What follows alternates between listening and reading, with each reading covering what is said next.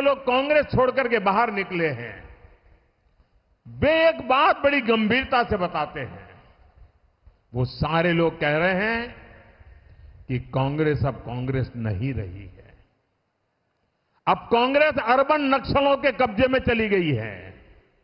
कांग्रेस अब वामपंथियों के चंगुल में फंसी हुई है। तो हमारे एक मित्र ने उनको पूछा कि आप ये कैसे कहते हैं?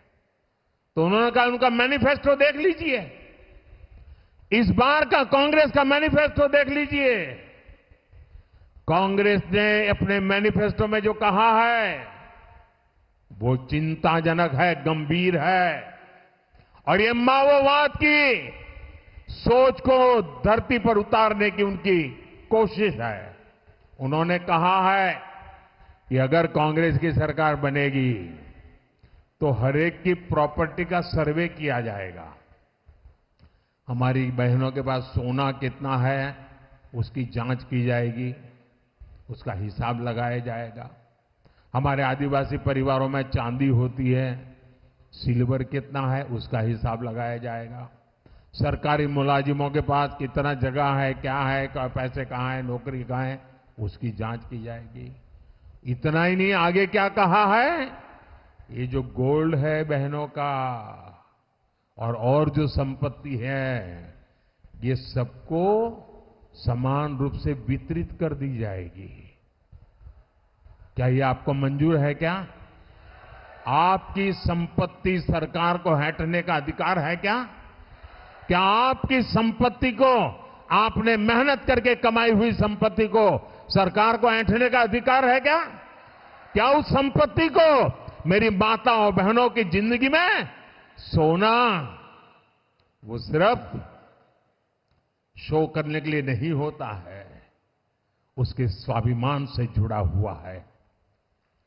उसका मंगलसूत्र वो एक सोने का कीमत का मुद्दा नहीं है, उसके जीवन के सपनों से जुड़ा हुआ है। तुम उसे छीनने की बात कर रहे हो अपने मैनिफेस्टो में। गोल्ड ले लेंगे, सबको वितरित कर देंगे। और पहले जब उनकी सरकार थी उन्होंने कहा था कि देश की संपत्ति पर पहला अधिकार मुसलमानों का है। इसका मतलब ये संपत्ति इकट्ठी करके किसको बांटेंगे? जिनके ज्यादा बच्चे हैं उनको बांटेंगे। घुसपैठियों को बांटेंगे। क्या आपकी मेहनत की कमाई का पैसा घुसपैठियों को दिया जाएगा? आपको मंजूर है?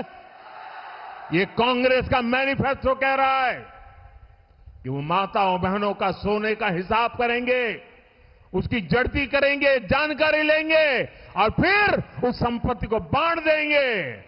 और उनको बांटेंगे जिनको मनमोहन सिंह जी की सरकार ने कहा था कि संपत्ति पर पहला अधिकार मुसलमानों का है। भाइयों बहनों, ये अर्बन नक्सल की सोच, मेरी माताओं बहनों, ये आपका मंगलसूत्र भी बचने नहीं देंगे, यहां तक जाएंगे मैं कहना।